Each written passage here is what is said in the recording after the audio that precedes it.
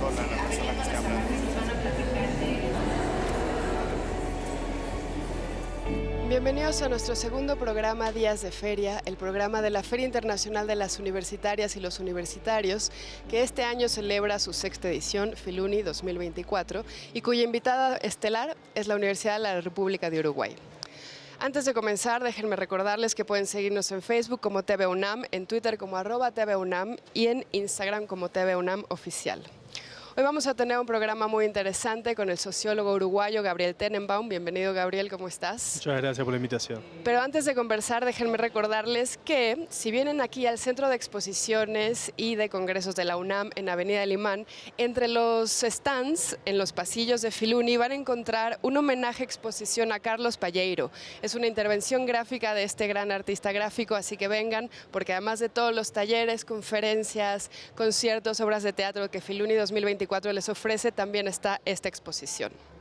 El día de hoy ocurrieron eventos muy buenos como el archivo personal de Ángel Rama, un uruguayo universal, una charla que dio Amparo Rama en compañía de Adela Pineda, y luego también se hizo el homenaje a Eduardo Galeano titulado Las orillas del silencio de Román Cortázar, un libro que presentó Román Cortázar mismo en compañía de Rodrigo Arim, Liliana Wenger y Carlota García Calderón. Esto fue en el Francisco Monterde. Y bueno, vamos a ver una cápsula antes de conversar con Gabriel. Esta es una cápsula sobre cultura de paz con Bruno Velázquez y ya regresamos.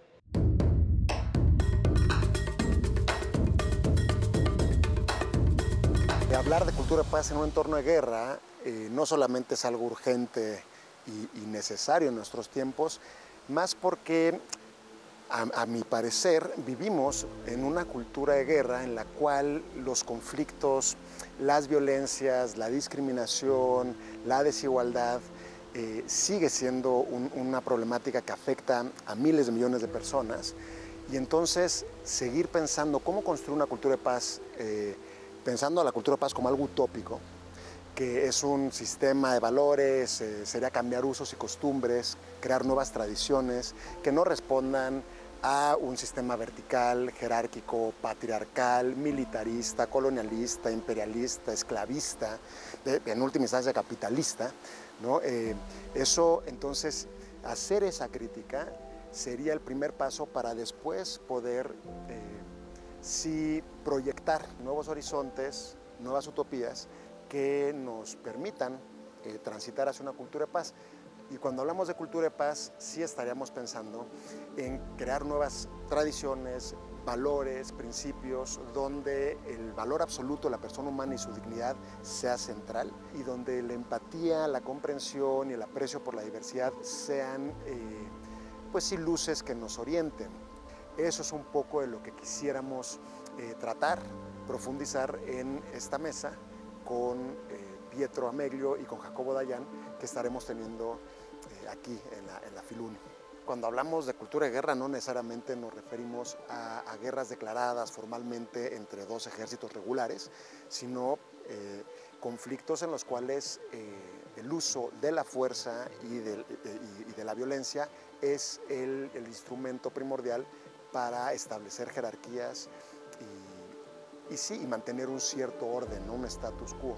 La educación, los instrumentos de mediación, de conciliación de conflictos, son modos en los cuales podríamos ir apuntalando esta cultura de paz que, habría que volverlo a decir, es siempre una utopía, no es un horizonte al cual aspiramos a llegar. Pero efectivamente es un trabajo que tiene que venir de las instituciones, de políticas públicas del Estado, pero también de la sociedad civil y sobre todo del modo en que nos relacionamos en nuestras familias y en nuestras comunidades, ¿no? Creo que la Filuni de este año acierta y da en el clavo, porque seguimos viviendo en un mundo donde, en particular México, hay madres y familiares buscando a sus queridos que están desaparecidos. El problema de las personas desaparecidas sigue siendo algo que se vive cotidianamente, sigue habiendo una discriminación machista, hay misoginia. En México, sabemos bien, se cometen 11 feminicidios diarios, el crimen organizado sigue operando e imponiendo su ley. Entonces, nunca va a estar de más, nunca va a sobrar seguir pensando, reflexionando sobre estas situaciones en las que estamos de forma constructiva, de forma propositiva, y además muy importante que desde las universidades, desde las artes y desde la promoción, la gestión cultural, estas sean las temáticas que nos orienten para reflexionar sobre el mundo y también para poder imaginar otros horizontes.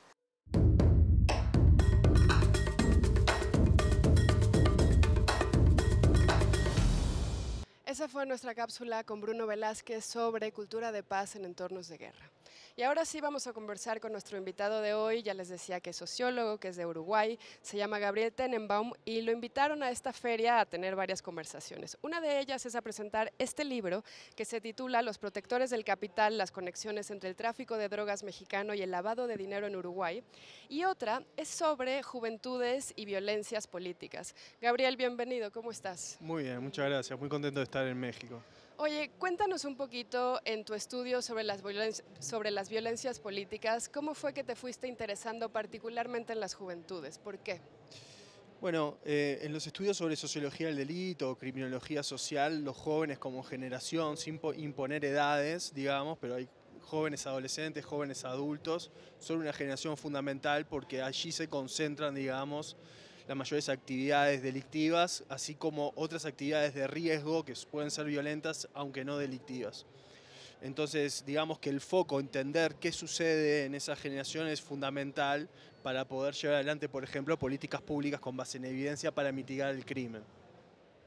En México casi realmente somos testigos, ¿no? Sin el casi, de una estadística tan alta de feminicidios, por ejemplo, que nos cuesta trabajo digerirla, no sabemos realmente cómo procesarla e incluso no sabemos dónde encontrar estrategias concretas de esperanza.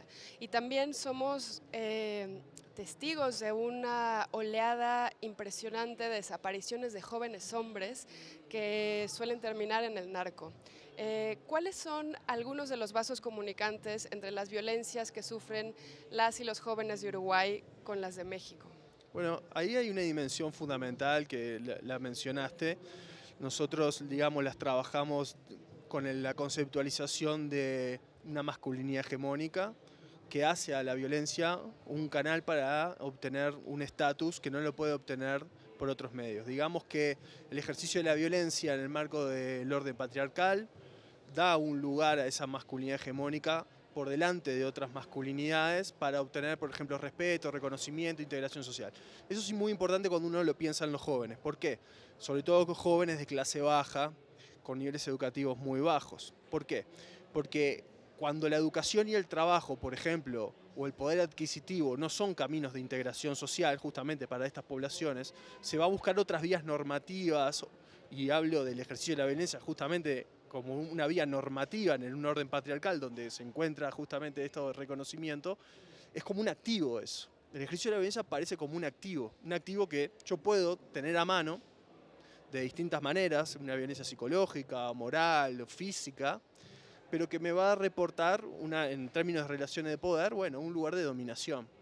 Y frente a los otros, me va a reportar ese reconocimiento que yo no lo voy a encontrar en estos grandes ordenadores de la vida, como son la educación, el trabajo, el poder adquisitivo, también el deporte en algunos casos. Entonces, claro, en los jóvenes que están en transiciones hacia responsabilidades, digamos, la responsabilidad de tener un hogar, de poder cuidar, la responsabilidad de justamente asumir tareas que como de alguna manera antes no les eran dadas o no se les exigía como tal. En esas transiciones el ejercicio de la violencia aparece como un activo. Me parece importante destacar esto del activo porque en un mercado de reconocimiento hay distintos activos y tenemos un grave problema con que la violencia sea un activo para encontrar justamente respeto, reconocimiento o un lugar en este orden social que por otras vías no se hallan. Uno de los temas en los cuales te interesas más es la violencia carcelaria, que en México también se padece porque además el nivel de corrupción e impunidad casi es cerca del 99%. ¿Cómo es en Uruguay y qué coincidencias encuentras? Bueno, tenemos de todo tipo de problemas en el marco de las violencias carcelarias. Hay una línea que me parece muy importante y atraviesa toda América Latina, México, Uruguay también, y es el hecho de la de alguna manera podemos llamarlo, la gobernanza criminal dentro de las cárceles o los microórdenes informales que se generan en las cárceles. Y hablo de informalidad o de gobernanza criminal y siempre pensamos que, bueno, hay actores, digamos, que únicamente están en el orden de lo ilegal, pero también hay actores que están ocupando posiciones claves en el orden de lo normativo, que son parte de esta ilegalidad o de las economías ilícitas que se llevan adelante en la cárcel. Economías ilícitas o gobernanza criminal que se dan en las cárceles, que después lo vemos en resultados como, por ejemplo, la corrupción, las violencias letales o la violencia bajo custodia, los homicidios bajo custodia. Tenemos graves problemas en todo eso. Entonces tenemos estados que no han sabido, por un lado, controlar lo que sucede dentro de las cárceles y menos aún en esta gran promesa que sobre todo estaba muy presente en los años 60 y 70 del siglo pasado, la promesa de la rehabilitación, de la prevención, de la reinserción, grandes fracasos de la cárcel como tal, porque tiene un diseño institucional que en realidad no está pensado para eso, está pensado para incapacitar de vivir en el orden, digamos, de la libertad. Eso es lo único que cumple y nuestras sociedades lo toleran que funcione una institución que solamente incapacite y haga sufrir. De hecho es muy interesante porque hay como una cuestión contraintuitiva, porque la pérdida de libertad sería como el gran elemento de castigo en la cárcel. Así fue pensado hace más de un siglo, pero hoy en día en realidad los grandes castigos no pasan solo por la libertad y hasta capaz que no es el más importante la pérdida de libertad, porque hay mucho sufrimiento, porque hay muchas violencias, porque hay una gravedad en la falta de recursos y cómo se administran esos recursos es muy problemático y da lugar a la corrupción también dentro de las cárceles y las relaciones de poder entre los internos en las cárceles. Entonces hay otras violencias institucionales y violencias también entre los internos que son más importantes aún que la pérdida de libertad en términos del dolor que causa la cárcel, porque lo que está de fondo en las grandes historiadores del castigo es cómo ejercemos dolor ante una acción que supuestamente daña a la sociedad, ¿no? Bueno, es un ejercicio de dolor la cárcel, no sirve para la prevención ni para la rehabilitación, sin embargo está vigente y toleramos eso. Me parece que eso tiene que dar para pensar y rediseñar qué tipo de castigos queremos, porque también es de alguna manera en el fondo pensar qué tipo de sociedad queremos. Sí, dices que los gobiernos no han sabido y también pienso que los gobiernos no han querido, ¿no? Porque hay algo del abandono, del esconderlos, pues de ese fracaso que tú mencionas que incluso beneficia a una sociedad como las nuestras, ¿no? Yo creo que hay de todo tipo de experiencias, concuerdo contigo de que hay experiencias de que no hay voluntad política, porque justamente son los descartables, son los que se pueden olvidar, son esas vidas que pueden no ser lloradas. Estoy de acuerdo contigo, pero sí hubo gobiernos y creo que hay gobiernos que han tenido un intento o una impronta también de tratar de transformar lo que es la cárcel. Puede ser una impronta o un esfuerzo tibio, eso puedo estar de acuerdo, pero sí al menos desde el punto de vista discursivo e ideológico han querido hacerlo y han fracasado. Y un poco lo que nos dicen los expertos con respecto a la privación de libertad, a la cárcel como un modo de, justamente, como decía antes, rehabilitación y prevención, es que ese no es el camino en sí. Más allá de todos los esfuerzos y recursos que se puedan poner en la cárcel, que ni que hablar hay que ponerlos para tener más o menos una vida digna mientras esa institución exista, en realidad es un dispositivo que perjudica mucho en términos de la puerta giratoria. Las personas alguna vez van a salir de la cárcel o hay que ofrecerles otro mundo posible y ni que hablar a las personas del entorno de las que están privadas de libertad, porque muchas veces son personas que mantenían hogares o cuidaban. Entonces hay grandes entornos afectados por todo eso y esto también afecta la reincidencia delictiva, ¿no? De futuras generaciones. Entonces, claro, uno en realidad lo que nos encontramos con distintos estudios es que estamos ante un fenómeno estructural que se reproduce y que no estamos haciendo nada, digamos, sustantivo para cambiarlo. Los intentos que hubo sobre la cárcel más bien están vinculados a generar mejores condiciones dignas de vida en el marco de condiciones que ya son muy difíciles. Y el gran fracaso ha estado puesto sobre todo en, bueno, ¿qué pasa con esa gente una vez que sale, ¿no? En términos de esta puerta giratoria. ¿no? De alguna manera, vuelvo a la idea anterior, la incapacitación en realidad es un razonamiento, una planificación cortoplacista, porque la gran mayoría de las personas en un momento va a salir de la cárcel. Entonces, más allá del posicionamiento político, ideológico en que estén las personas con respecto a este tema, lo que hay que pensar es a largo plazo. En tanto esas personas van a salir de la cárcel, hay que ofrecerles justamente posibilidades de adaptación dignas y posibilidades de funcionar en un orden social que les sean dignas. Y digo esto porque me parece muy importante al pensar la reincidencia en términos de que la gran mayoría de las personas que ingresan a la cárcel ingresan porque tienen un conjunto de condicionamientos estructurales de desventaja y un conjunto de factores de riesgo que hacen más probable que estén en la cárcel. Hasta que esos condicionamientos y factores de riesgo no se transformen, al menos en buena medida, siempre van a estar las condiciones de posibilidad para que la persona vuelva a delinquir. Y esas condiciones de posibilidad se cambian afuera, no se cambian dentro de la cárcel. Entonces, claro, nos habla un mundo muy complejo que no solamente tiene que ver con pensar a la cárcel como institución, sino es pensar el afuera también. Claro, totalmente. Bueno, me encantaría profundizar en este tema, pero se nos va a acabar el tiempo y me gustaría preguntarte sobre el libro que vienes a presentar. Son nexos entre el tráfico de drogas mexicano y el lavado de dinero en Uruguay. Este se presenta mañana en Filuni. Cuéntanos un poquito esta conexión. Bien. El crimen organizado, el dedicado a las drogas ilegales, digamos, lo podemos pensar como una gran división del trabajo internacional. Distintas jurisdicciones y organizaciones ofrecen distintos tipos de tareas y actividades a ese gran mercado de las drogas ilegales. La pregunta fue, ¿qué ofrece el Uruguay a ese gran mercado? Bueno, el Uruguay lo que ofrece, entre otras cosas, pero sobre todo, ha ofrecido a ese gran mercado internacional de las drogas, pero también a otros crímenes organizados, como el de la trata, por ejemplo, el lavado de activos. Todo negocio criminal necesita lavar la renta criminal que genera para poder usarlo en el mercado de lo formal. Quieren comprar una casa, un auto, irse de viaje, tener una finca, una hacienda. Bueno, tiene que pasar por el mercado de lo formal. El dinero se necesita lavar sí o sí. Es una actividad principal para poder utilizar la renta criminal. ¿Por qué? Tiene que pasar por un abogado, un escribano, una inmobiliaria, no sé, una constructora. Siempre hay que lavar ese dinero. Entonces el Uruguay ha servido como una suerte de refugio también a capital sucio de alguna manera, a renta criminal. Y un poco lo que cuenta el libro es cómo se construyó ese modelo financiero flexible al capital internacional. Y por otro lado, hace una suerte de historia reciente desde finales de los 80 hasta la actualidad sobre distintas organizaciones mexicanas como Jalisco Nueva Generación, Sinaloa, Juárez, por poner algunos ejemplos, que operaron en el Uruguay para lavar dinero. Qué impresionante.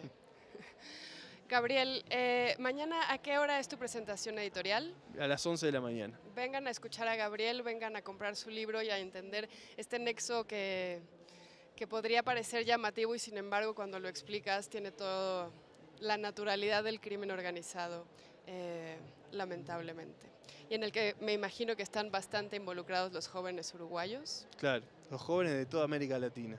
Sí. Vamos a ver una segunda cápsula, esta es sobre la Inés Morelia, sobre construcción de paz y volvemos para despedirnos.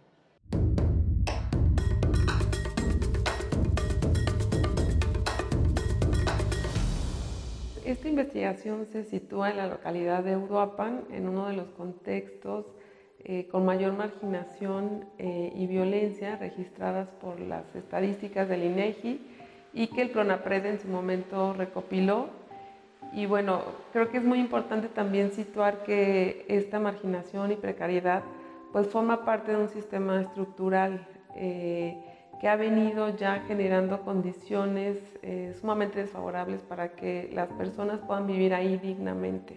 De ahí que pues, el sistema neoliberal y la presencia del crimen también generen las condiciones para que la precarización sea algo que domine en la vida de estos habitantes. Más del 70% de la población no tiene los recursos económicos mínimos para cubrir sus necesidades de alimentación, de vivienda, de vestido, de educación, y en donde al menos el 30% de los jóvenes también han experimentado situaciones de violencia, tanto en las calles, en las familias, como también en las escuelas. Uno de los resultados más importantes de este proyecto fue generar mecanismos al interior de las escuelas para que pudieran reconocer las violencias sociales que se ejecutan al interior de las escuelas. Y bueno, para eso dotamos de herramientas metodológicas para que al interior pudieran generar también sus propios diagnósticos participativos. Por otro lado, también introdujimos nociones de prácticas restaurativas para que tuvieran un manejo pues más comunitario y más pacífico en cuanto al ejercicio de su disciplina y también de los mecanismos de convivencia que se instauran. Dimos la posibilidad para que otros lenguajes y otras formas de relacionamiento tuvieran también un peso importante dentro de las escuelas. Lenguajes como es el de los juegos, el de las artes, el de la creación, el de la emocionalidad, que también tienen que ser reconocidos y habitados con mucha responsabilidad dentro de los espacios educativos. Creo que con este proceso que llevamos a cabo y que está plasmado en este libro, logramos muchas cosas. Entre ellas, pues tiene que ver con este reconocimiento de las violencias, pero sobre todo desde una mirada sumamente compleja, que alejara también de las visiones simplistas que las políticas educativas han instaurado en este país. Me parece que también uno de los resultados más importantes es entender que la construcción de paz no solamente tiene que ver con una actitud o no tiene que ver con pérdida de valores, tampoco tiene que ver solamente con mejorar la convivencia, sino que pensar en paz implica pensar en un proyecto político y ético de largo alcance, en donde no solo puede haber figuras únicas que se hagan responsables, sino que tiene que ver con un ejercicio comunitario, ¿no? Pero sí, sobre todo, con una toma de conciencia política. Y bueno, creo que también una de las fortalezas de este proceso fue construir junto con la comunidad las estrategias para la construcción de paz. Nadie mejor que los maestros y que la propia comunidad saben cuáles son estas problemáticas y tienen los mecanismos para poder atenderlas.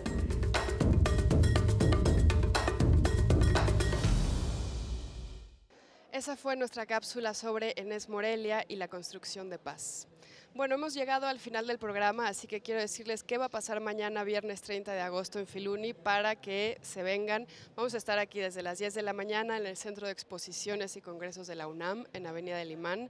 Vengan, que hay muchísimos stands muy interesantes para comprar muchos libros que de otra manera creo que no podrían conseguir. Y bueno, mañana va a estar Mirada sobre la investigación en economía en Uruguay, 70 años de Instituto de Economía. Esto va a suceder a las 11 de la mañana en el Salón Clementina Díaz y de Obando, con Martín Puchet, Rodrigo Arim, Leonardo Lomelí Vanegas y Jorge Javier y Lorena Rodríguez León. También, un poquito más tarde, el encuentro con jóvenes de la escritura al podcast con Jorge Carrión y Cintia García. Esto va a ser en la terraza Filuni, y esto es muy importante por si ustedes quieren hacer podcast de ficción, de documental, si quieren escribir guiones, vénganse a este taller. Y luego, más tarde, El vuelo infinito, 70 años de poesía de Vicente Quirarte.